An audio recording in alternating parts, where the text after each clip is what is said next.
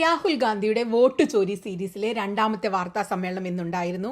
ആസൂത്രിതമായി തെരഞ്ഞെടുപ്പ് അട്ടിമറിക്കപ്പെടുന്നതിന് കൂടുതൽ വിവരങ്ങൾ, തെളിവുകൾ നിരത്തി തന്നെയാണ് അദ്ദേഹം സംസാരിച്ചത്.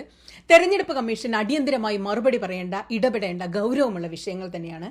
ആ വീഡിയോയുടെ പരിപൂർണ മലയാളം പരിഭാഷയാണ് ഈ വീഡിയോ. കുറച്ച് വൈകി എന്ന് പറഞ്ഞുകൊണ്ടാണ് രാഹുൽ ഗാന്ധി തുടങ്ങിയത്. ശരിക്കും കുറച്ച് വൈകിട്ട് തന്നെയാണ് വാർത്താ സമ്മേളനം. 10 മണി എന്ന് പറഞ്ഞ് കാത്തിരുന്ന് ഒരുപാട് ലേറ്റായി. പിന്നീട് എല്ലാവരോടും സുഖാന്വേഷണം. തുടർന്ന് വൈകാതെ പ്രസന്റേഷനിലേക്ക് പോയി. അദ്ദേഹം സംസാരിച്ചു തുടങ്ങുന്നത് ഇങ്ങനെയാണ്. ആദ്യം തന്നെ പറയട്ടെ, ഇത് ഹൈഡ്രജൻ ബോംബല്ല. ഹൈഡ്രജൻ ബോംബ് അത് വഴിയേ വരുന്നുണ്ട്. ഇത് മറ്റൊരു നാഴികക്കല്ലാണ്. ഈ രാജ്യത്തെ എങ്ങനെയാണ് തിരഞ്ഞെടുപ്പ് നടക്കുന്നതെന്ന് യുവാക്കൾക്ക് വ്യക്തമാക്കാനുള്ള എൻ്റെ മറ്റൊരു ശ്രമം. ഞാനിവിടെ മുഖ്യ തിരഞ്ഞെടുപ്പ് കമ്മീഷണർ ജ്ഞാനേഷ് കുമാറിനെ കുറിച്ച് ശക്തമായൊരു ആരോപണം ഉന്നയിക്കാൻ പോവുകയാണ്. ഇത് വളരെ ലളിതമായി പറയുന്നതല്ല. ഞാൻ ലോക്സഭയിലെ പ്രതിപക്ഷ നേതാവാണ്. ശക്തമായ തെളിവുകളുടെ അടിസ്ഥാനത്തിലാണ് ഈ രാജ്യത്തെ യുവാക്കൾക്കും ജനങ്ങൾക്കും മുമ്പിൽ ഞാൻ സംസാരിക്കാൻ പോകുന്നത്. ഇന്ത്യയുടെ ജനാധിപത്യത്തെ തകർത്ത വോട്ട് മോഷ്ടാക്കളെ മുഖ്യ തിരഞ്ഞെടുപ്പ് കമ്മീഷണർ സംരക്ഷിക്കുകയാണ്. അതിന് സുവ്യക്തമായ തെളിവുകൾ ഞങ്ങളുടെ കയ്യിലുണ്ട്. വോട്ടുകൾ എങ്ങനെയാണ് കൂട്ടിച്ചേർത്തതെന്നും മായ്ച്ചു കളഞ്ഞതെന്നും ഞാനിപ്പോൾ നിങ്ങൾക്ക് കാണിച്ചു തരാം. ഒന്നിനു പുറകെ ഓരോ തെരഞ്ഞെടുപ്പ് കഴിയുമ്പോഴും രാജ്യത്ത് ദശലക്ഷക്കണക്കിന് ആളുകളെ ലക്ഷ്യം വെച്ച് ആരോ കൃത്യമായി വോട്ടർ പട്ടികയിൽ നിന്ന് വോട്ടുകൾ നീക്കം ചെയ്യുന്നു. അദ്ദേഹം സംസാരിക്കുമ്പോൾ മുഴുവൻ ആരോ എന്നൊരു വാക്കാണ് ഉപയോഗിച്ച് സംസാരിക്കുന്നത്. അല്ലാതെ ഒരു വ്യക്തിയുടെ പേരോ ഒന്നും പറയാതെ ആരോ. ആ ആരോ ആരാണെന്ന് അവസാനം മാധ്യമപ്രവർത്തകർ ചോദ്യം ചോദിക്കേണ്ട, അപ്പോൾ അതിന് ഉത്തരം പറയുന്നുണ്ട്. അദ്ദേഹം തുടരുന്നു. ഇതിങ്ങനെ കേട്ടുകൊണ്ടേയിരിക്കും. വിവിധ സമുദായങ്ങൾ, പ്രതിപക്ഷ പാർട്ടികൾക്ക് വോട്ട് ചെയ്യുന്ന ദശലക്ഷക്കണക്കിന് സമ്മതിദായകർ, ദളിതുകൾ, ആദിവാസികൾ, ന്യൂനപക്ഷങ്ങൾ, പിന്നോക്കക്കാർ എന്നിവരാണ് പ്രധാനമായി ഇത്തരത്തിൽ വോട്ടർ പട്ടികയിൽ നിന്ന് നീക്കം ചെയ്യപ്പെടുന്നത്. ഇതൊക്കെ ഇങ്ങനെ കേൾക്കാറുണ്ടെങ്കിലും ഇപ്പോൾ ഞങ്ങളുടെ പക്കൽ അതിന് 100% തെളിവുണ്ട്. നിങ്ങൾ മനസ്സിലാക്കേണ്ടത്, 100% തെളിവില്ലാതെ ഞാനിവിടെ ഒന്നും പറയില്ല. ഈ രാജ്യത്തെ സ്നേഹിക്കുന്ന വ്യക്തിയാണ് ഞാൻ. ഇവിടുത്തെ ഭരണഘടനയെ ഞാൻ ഇഷ്ടപ്പെടുന്നു. ജനാധിപത്യ നടപടികളെ മാനിക്കുന്നു. ഞാൻ അവയെ സംരക്ഷിക്കാൻ ബാധ്യസ്ഥനാണ്. തെളിവാണെന്ന് നിങ്ങൾക്ക് നിർണ്ണയിക്കാൻ സാധിക്കാത്ത യാതൊന്നും ഞാനിവിടെ പറയില്ല. ഈ തെളിവുകൾ നിങ്ങൾക്ക് മുന്നിൽ നിരത്തുകയാണ്. ഇനി വിധി നിശ്ചയിക്കേണ്ടത് നിങ്ങളാണ്.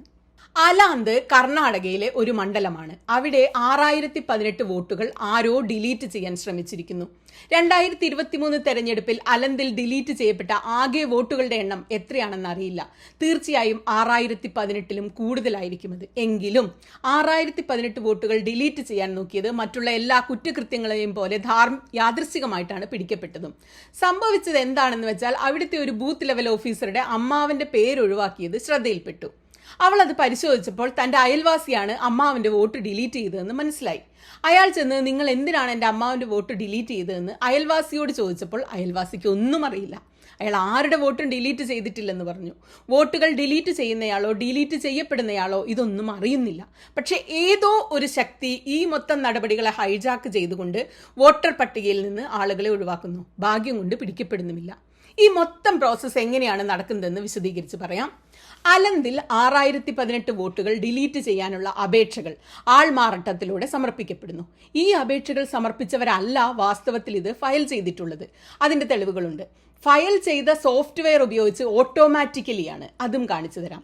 മൊബൈൽ നമ്പറുകൾ ഉപയോഗിച്ചിട്ടുള്ളത് കർണാടകയിലെ നമ്പറുകളല്ല, വിവിധ സംസ്ഥാനങ്ങളിലെ മൊബൈൽ നമ്പറുകളാണ് അലന്തിലെ പേരുകൾ ഡിലീറ്റ് ചെയ്യാൻ വേണ്ടി ഉപയോഗിച്ചിട്ടുള്ളത്. മാത്രമല്ല, കോൺഗ്രസ് പാർട്ടിയെ ലക്ഷ്യമിട്ടാണ് ഈ ഡിലീഷനുകൾ നടന്നിട്ടുള്ളത്. പലയിടത്തും നിന്ന് വോട്ടുകൾ ഒഴിവാക്കുകയല്ല, കൃത്യമായി കോൺഗ്രസിന് വിജയസാധ്യതയുള്ള ബൂത്തുകളിലാണ് വോട്ടുകൾ ഡിലീറ്റ് ചെയ്യപ്പെട്ടിട്ടുള്ളത്.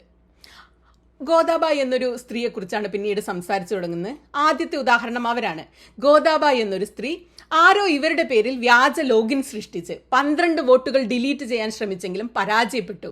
ഗോദാബായിക്ക് ഇതിനെക്കുറിച്ച് യാതൊരു അറിവുമില്ല. ഗോദാബായിയെ വീഡിയോയിൽ കാണിക്കുന്നു. അവർ വീഡിയോയിൽ സംസാരിക്കുന്നു. ಇಲೆಕ್ಷನ್ ಟೈಮಿಗೆ ನಾ ಅರ್ಜಿ ಹಾಕಿಲ್ಲ, ನನಗೆ ಅದಕ್ಕೆ ಸಂಬಂಧ ಇಲ್ಲ. ಅದು ಯಾರು ಹೊಟ್ಟೆ ಕಿಚ್ಚಿ ಯಾರೇನ ಹಾಕಿ. ഈ മൊബൈൽ നമ്പറുകളാണ് വോട്ടുകൾ ഡിലീറ്റ് ചെയ്യാൻ വേണ്ടി നൽകിയിരുന്നത്. ഈ നമ്പറുകളൊന്നും തന്നെ കർണാടകയിലേതല്ല. ഇതെല്ലാം വിവിധ സംസ്ഥാനങ്ങളിലേതാണെന്ന് നിങ്ങൾക്ക് കാണാൻ കഴിയും. പിന്നെയും വീഡിയോ കാണിക്കുന്നു. ചോദ്യം ഇതാണ്, ആരുടെ നമ്പറുകളാണിത്? ആരാണ് ഇത് ഉപയോഗിക്കുന്നത്? എവിടെ നിന്നാണ് ഇത് ഉപയോഗിക്കുന്നത്? ആരാണ് OTPകൾ ജനറേറ്റ് ചെയ്യുന്നത്? ഇതൊക്കെയാണ് ഉയരുന്ന പ്രധാനപ്പെട്ട ചോദ്യങ്ങൾ. ഇനി രണ്ടാമത്തെ ഉദാഹരണം നമുക്ക് നോക്കാം. ഇദ്ദേഹം സൂര്യകാന്ത് വെറും 14 മിനിറ്റ് കൊണ്ട് ഏകദേശം 12 വോട്ടർമാരെ ഡിലീറ്റ് ചെയ്യാനുള്ള അപേക്ഷ നൽകി. ഞാൻ അദ്ദേഹത്തെ കാണാൻ ആഗ്രഹിക്കുന്നു എന്ന് പറഞ്ഞിട്ട് വളരെ നാടകീയമായി അദ്ദേഹത്തെ സ്റ്റേജിലേക്ക് വിളിപ്പിക്കുകയാണ്. ഇവരുടെ വോട്ടാണ് ഡിലീറ്റ് ചെയ്യാൻ നോക്കുന്നത്. അത് ചെയ്തത് ഇദ്ദേഹമാണെന്ന് പറഞ്ഞിട്ട് വോട്ട് ഡിലീറ്റ് ചെയ്ത ആളെയും ഡിലീറ്റ് ചെയ്യപ്പെട്ട വോട്ടർമാരെയും നിരത്തി നിർത്തുകയാണ് സ്റ്റേജിൽ. അവരോട് ചോദിക്കാമെന്ന് പറഞ്ഞ് മൈക്ക് നൽകുന്നു. കന്നഡയിലാണ് കേട്ടോ ഇവരൊക്കെ സംസാരിക്കുന്നത്. കർണാടകയിലെ വിഷയങ്ങളായതുകൊണ്ട് കന്നഡ ട്രാൻസ്ലേറ്റ് ചെയ്യാൻ എനിക്ക് അറിഞ്ഞൂടാ, ഊഹിക്കാനേ പറ്റൂ. ನಾನು ಸರ್ಸಂಬ ಗ್ರಾಮದಲ್ಲಿ ಇದ್ದೆ. ನನಗೆ ನಾಲೆಜ್ ಕೇಳಿದೆ. മൂന്നാമത്തെ ഉദാഹരണം നാഗരാജിൻ്റെതാണ്. അദ്ദേഹം 2 അപേക്ഷകൾ 36 സെക്കൻഡിൽ സമർപ്പിക്കുന്നു. എത്ര വേഗമാണ് എല്ലാം കഴിഞ്ഞത്. ഏത് സമയത്താണ് ഈ അപേക്ഷ പൂരിപ്പിക്കുന്നതെന്ന് നിങ്ങൾ മനസ്സിലാക്കണം. പുലർച്ചെ 4:07 എന്തോ കാരണം കൊണ്ട് അയാൾ പുലർച്ചെ 4 മണിക്ക് എഴുന്നേൽക്കുന്നു. വോട്ട് ഡിലീറ്റ് ചെയ്യാനുള്ള 2 ആപ്ലിക്കേഷനുകൾ നൽകുന്നു. വീണ്ടും കിടന്നുറങ്ങുന്നു. ചിലപ്പോൾ ഞങ്ങൾക്ക് തോന്നാറുണ്ട് തിരഞ്ഞെടുപ്പ് കമ്മീഷനും ഉറങ്ങുകയാണെന്ന്. പക്ഷേ ഇല്ല, ആരും ഉറങ്ങിയിട്ടില്ല, അല്ലാതെ തന്നെ സഹായിച്ചു കൊണ്ടിരിക്കുകയാണ്. നിങ്ങൾ ആലോചിച്ച് നോക്കി, എത്ര വിചിത്രമായ കാര്യമാണ് രാഹുൽ പറയുന്നത്. ഒരു മനുഷ്യൻ രാവിലെ 4 മണിക്ക് എഴുന്നേറ്റ് അടുത്തുള്ള കുറച്ച് ആൾക്കാരുടെ വോട്ട് ഡിലീറ്റ് ചെയ്യാൻ വേണ്ടിയിട്ട് ആപ്ലിക്കേഷൻ കൊടുക്കുക. നടക്കുന്ന കാര്യമല്ലാണോ ഇതൊക്കെ? അപ്പോൾ ആരോ ഇത് ചെയ്യുന്നത്? അപ്പോൾ രാഹുൽ ഗാന്ധി പറയുന്ന ആരോ എന്ന് പറയുന്ന വ്യക്തിയെ കണ്ടുപിടിക്കേണ്ടത് വളരെ അത്യാവശ്യമാണ്. ഇനി ഇതെങ്ങനെയാണ് ചെയ്യുന്നതെന്ന് നമുക്ക് നോക്കാം. സോഫ്റ്റ്വെയർ ഉപയോഗിച്ചാണ് ഇതെല്ലാം ചെയ്യുന്നത്. ഒരു കേന്ദ്രീകൃത വ്യവസ്ഥയിലാണ് ചെയ്യുന്നത്. അതായത് ഒരു വ്യക്തിയല്ല ഇതൊന്നും ചെയ്യുന്നത്. ഇതിലെ സീരിയൽ നമ്പറുകൾ നോക്കുക. എല്ലാ സീരിയൽ നമ്പറും 1 അതിനർത്ഥം ഇതാണ് ആ വോട്ടർ പട്ടികയിലെ ആദ്യത്തെ വ്യക്തി. ആരോ ഈ ഓട്ടോമാറ്റഡ് പ്രോഗ്രാം റൺ ചെയ്യുന്നു. വോട്ടർ ലിസ്റ്റിലെ ആദ്യത്തെ പേരുപയോഗിച്ച് ഡിലീറ്റ് ചെയ്യാനുള്ള അപേക്ഷകൾ നൽകണമെന്ന് സോഫ്റ്റ്വെയർ ഉറപ്പാക്കുന്നു. ഈ വ്യക്തിയുടെ പേരിൽ മറ്റു സംസ്ഥാനങ്ങളിൽ നിന്ന് മൊബൈൽ നമ്പറുകൾ ലഭ്യമാക്കുന്നു. അത് വെച്ച് അപേക്ഷകൾ നൽകുന്നു. ഇത് കേന്ദ്രീകൃതമായി ചെയ്യുന്നു എന്ന് പറയാൻ കാര്യം ഇത് വർക്കർ ലെവലല്ല, കോൾ സെന്ററുകളിലാണ് നടപ്പാക്കുന്നത് എന്നതുകൊണ്ടാണ്. കോൾ സെന്റർ നമ്പറുകളാണ് അതൊക്കെ. ഒഴിവാക്കപ്പെടുന്നതെല്ലാം കോൺഗ്രസിന് ശക്തമായ അടിത്തറയുള്ള ബൂത്തുകളിലെ വോട്ടുകളാണ്. ഡിലീറ്റഡ് വോട്ടുകളുള്ള 10 ടോപ്പ് ബൂത്തുകൾ കോൺഗ്രസിന്റെ ശക്തി കേന്ദ്രങ്ങളായിരുന്നു. 2018 10ഉം 8ഉം കോൺഗ്രസ് ജയിച്ചിരുന്നു. ഇത് യാദൃശ്ചികതയല്ല. 10ൽ 8ഉം ജയിച്ച സീറ്റിലാണ് പ്ലാൻ ചെയ്ത് നടപ്പാക്കുന്ന ഓപ്പറേഷനാണെന്ന് രാഹുൽ ഗാന്ധി വിശദീകരിക്കുന്നു.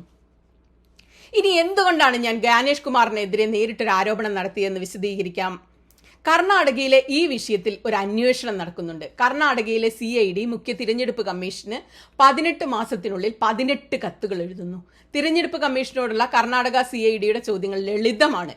എവിടെ നിന്നാണ് ഈ അപേക്ഷകൾ പൂരിപ്പിച്ചിട്ടുള്ളത് എന്നതിന്റെ ഡെസ്റ്റിനേഷൻ IP വേണം. ഡിവൈസിന്റെ ഡെസ്റ്റിനേഷൻ പോർട്സ് വേണം. അവസാനത്തേതും പ്രധാനപ്പെട്ടതുമായ OTP ട്രയൽസ്, അപേക്ഷ സമർപ്പിക്കുമ്പോൾ ലഭിക്കുന്ന OTP എന്നിവ വേണം.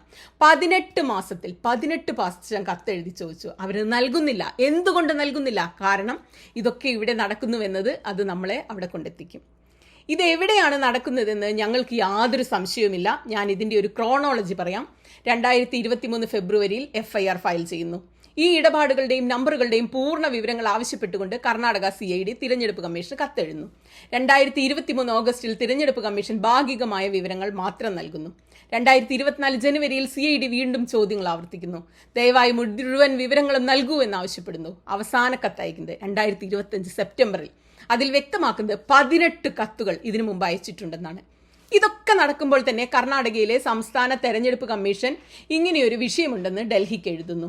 ഇതിന്റെ പൂർണ്ണ വിവരങ്ങൾ നൽകണമെന്ന് കർണാടക തെരഞ്ഞെടുപ്പ് കമ്മീഷൻ മാർച്ച് 2025 നിരവധി തവണ മുഖ്യ തെരഞ്ഞെടുപ്പ് കമ്മീഷണറോട് ആവശ്യപ്പെടുന്നു. വോട്ടർ ലിസ്റ്റിൽ തട്ടിപ്പ് നടത്തുന്നവർ ആരോ അവരെ ഗാനേഷ് കുമാർ സംരക്ഷിക്കുന്നു എന്നതിന്റെ സുവ്യക്തമായ തെളിവാണിത്. അതുകൊണ്ടാണ് ഞാൻ പറഞ്ഞത് ഇത് വലിയ തോതിൽ നടക്കുന്ന തട്ടിപ്പാണെന്ന്. വൻ വിഭവങ്ങൾ ഇതിനായി ഉപയോഗിക്കപ്പെടുന്നു. പിന്നീട് അതിലൊന്നാമത്തെ ചോദ്യം, ഈ ആരോ എന്ന് രാഹുൽ പറയുന്ന ഈ ആരോ ആരാണെന്നാണ്. രാഹുൽ ഉത്തരം പറയുന്നു. അതിന്റെ ഉത്തരം ഇന്ന് തിരഞ്ഞെടുപ്പ് കമ്മീഷന്റെ പക്കലുണ്ട്. തിരഞ്ഞെടുപ്പ് കമ്മീഷൻ അറിയാം ആരാണ് ഇതൊക്കെ ചെയ്യുന്നതെന്ന്. ഈ രാജ്യത്തെ യുവാക്കൾ കൂടി അതറിയണം. ഭരണഘടനയുടെ കോപ്പി എടുത്ത് ഉയർത്തിപ്പിടിക്കുകയാണ്. ഇത് നിങ്ങളുടെ ഭാവിയാണ്. ഇതിനെയാണ് അവർ ആക്രമിക്കുന്നത്. അവർ ആ വിവരങ്ങൾ പങ്കുവെക്കാത്തിടത്തോളം അവർ ജനാധിപത്യത്തിന്റെ കൊലയാളികളെ പ്രതിരോധിക്കുകയാണ്. ഇതിൽ നിന്നാണ് നിങ്ങളുടെ ജോലി, സ്വപ്നം, ഭാവി എല്ലാം ഉണ്ടാകുന്നത്. ആരാണിത് ചെയ്യുന്നതെന്ന് മുഖ്യ തിരഞ്ഞെടുപ്പ് കമ്മീഷണർ ഗാനേഷ് കുമാർ കർണാടക CIDയോട് പറയുന്നില്ല. ഇതൊരൊറ്റപ്പെട്ട സംഭവമല്ല. ഇതുപോലുള്ള കുറേയധികം കേസുകളുണ്ട്. മഹാരാഷ്ട്രയിലെ രജൌറ അസംബ്ലിയിൽ ഇതേ പാറ്റേണിൽ വോട്ടുകൾ കൂട്ടിച്ചേർക്കപ്പെടുന്നു. 6850 വ്യാജ വോട്ടേഴ്സിനെയാണ് കൂട്ടിച്ചേർത്തത്. അലന്തിൽ വോട്ടുകൾ ഡിലീറ്റ് ചെയ്യുന്നു. എന്നാൽ രജൌറയിൽ വോട്ടുകൾ കൂട്ടിച്ചേർക്കുന്നു. രണ്ടും ചെയ്യുന്ന ഒരേ വോട്ട് ചോരി ഫാക്ടറിയിലാണ്. പക്ഷെ ആരുടെ പേരിലാണോ ഇതൊക്കെ കൂട്ടിച്ചേർക്കുന്നതെന്നും ഒഴിവാക്കുന്നതെന്നും കൂട്ടിച്ചേർക്കുന്നവർക്കോ ഡിലീറ്റ് ചെയ്യുന്നവർക്കോ അറിയില്ല. കഴിഞ്ഞ തവണ ഞാൻ കാണിച്ചു തന്ന പേരിലുള്ള JW ട്രെൻഡ് നിങ്ങൾക്ക് ഓർമ്മയുണ്ടോ? അച്ഛൻ്റെ പേര് ABCD, അമ്മയുടെ പേര്. അതേ ട്രെൻഡ് കർണാടകയിലും ചെയ്യുന്നു, മഹാരാഷ്ട്രയിൽ ചെയ്യുന്നു, ഹരിയാനയിൽ ചെയ്യുന്നു, UP ചെയ്യുന്നു. ഇതിനൊക്കെ ഞങ്ങളുടെ പക്കൽ തെളിവുകളുണ്ട്. അപേക്ഷകളിൽ പേര് ചേർത്തിട്ടുണ്ട്. UK, JW, വിലാസം നൽകിയിരിക്കുന്നത് സസ്തി ഇങ്ങനെയൊക്കെയാണ്. ഞങ്ങളുടെ ആവശ്യം മുഖ്യ തിരഞ്ഞെടുപ്പ് കമ്മീഷണർ ജ്ഞാനേഷ് കുമാർ രാജ്യത്തെ തകർക്കുന്നവരെ സംരക്ഷിക്കുന്നത് അവസാനിപ്പിക്കണമെന്നാണ്. ഞങ്ങളിവിടെ 100% സത്യസന്ധമായ തെളിവുകളാണ് നൽകുന്നത്. ഇതിൽ സംശയിക്കേണ്ട കാര്യമില്ല. എല്ലാം നിങ്ങൾ കണ്ടതാണ്. ഞങ്ങൾ ആവശ്യപ്പെടുന്ന ഈ ഫോണുകളുടെയും OTPകളുടെയും വിവരങ്ങൾ തിരഞ്ഞെടുപ്പ് കമ്മീഷൻ ഒരാഴ്ചയ്ക്കകം കർണാടക CIDക്ക് സമർപ്പിക്കണമെന്നാണ്. അല്ലെങ്കിൽ ജ്ഞാനേഷ് കുമാർ ഈ രാജ്യത്തിന്റെ ഭരണഘടനയെ കൊല്ലാൻ കൂട്ടുനിൽക്കുകയാണെന്നും അതിനെ രക്ഷിക്കാൻ ശ്രമിക്കാതെ രാജ്യത്തെ കുടുംബക്രമത്തെ തകർക്കുന്നവരെ സംരക്ഷിക്കുകയാണെന്നും ജനാധിപത്യ ക്രമത്തെ തകർക്കുന്നവരെ സംരക്ഷിക്കുകയാണെന്നും ഞങ്ങളും ഈ രാജ്യത്തെ മുഴുവൻ ജനങ്ങളും ഉറപ്പാക്കും. അടുത്തത് തന്നെ ഹൈഡ്രജൻ ബോംബ് ഞാൻ പുറത്തുവിടുന്നതായിരിക്കും. ഇന്നല്ല, അതിന്റെ തയ്യാറെടുപ്പിലാണ്. അടുത്തു തന്നെ ഉണ്ടാകും. ഞാൻ എൻ്റെ ടീമിനോട് പറഞ്ഞിട്ടുണ്ട്. അഥവാ ഞാൻ സ്റ്റേജിൽ കയറുന്നുണ്ടെങ്കിൽ അത് തെളിവുകളുടെ അടിസ്ഥാനത്തിൽ മാത്രമായിരിക്കും.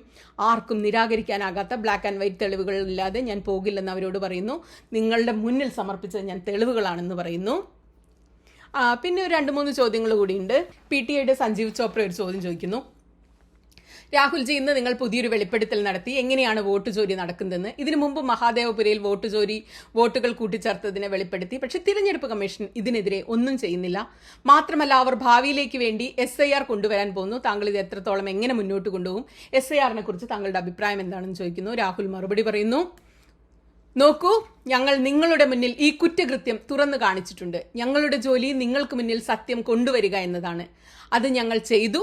രാജ്യത്ത് തിരഞ്ഞെടുപ്പ് കമ്മീഷൻ മാത്രമല്ല, മറ്റു സ്ഥാപനങ്ങളുണ്ട്, നിയമവ്യവസ്ഥയുണ്ട്. അവരും ഇതൊക്കെ കാണണം. ഇവിടെ ഞങ്ങൾ തെരഞ്ഞെടുപ്പ് കമ്മീഷനെതിരെയുള്ള തെളിവുകൾ നിരത്തിയിരിക്കുന്നു.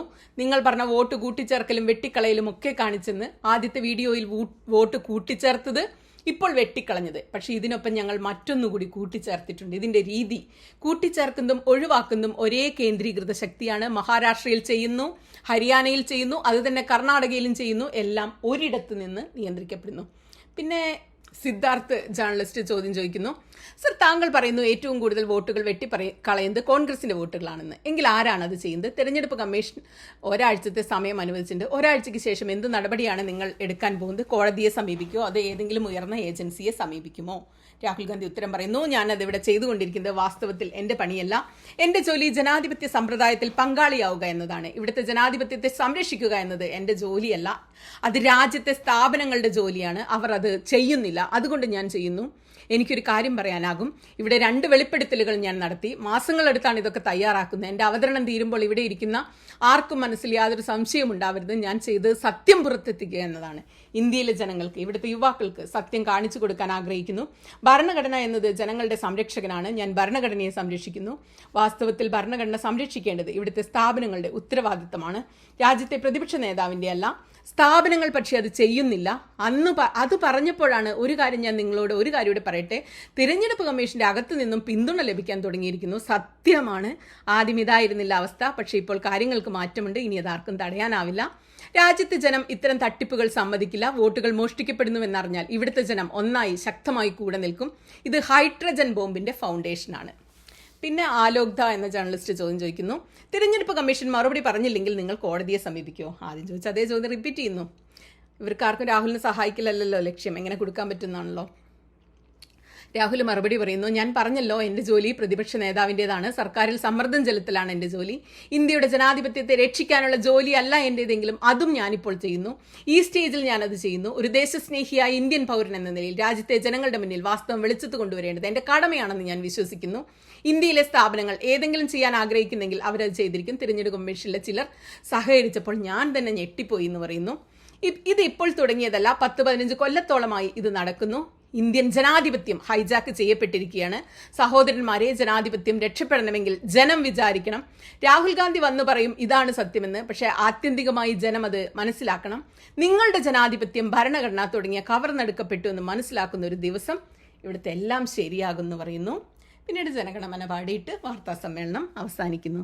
അപ്പം നിങ്ങൾ ഒറിജിനലും ഹിന്ദി അറിയാവുന്നവരൊക്കെ കാണണം. ഹിന്ദിയൊന്നും ഇത് ഞാൻ വലിയ ബുദ്ധിജീവികൾക്കൊന്നും വേണ്ടി ചെയ്യുന്ന വീഡിയോ അല്ല.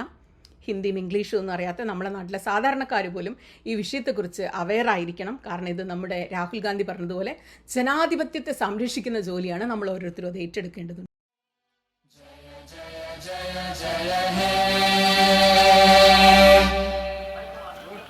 Thank you.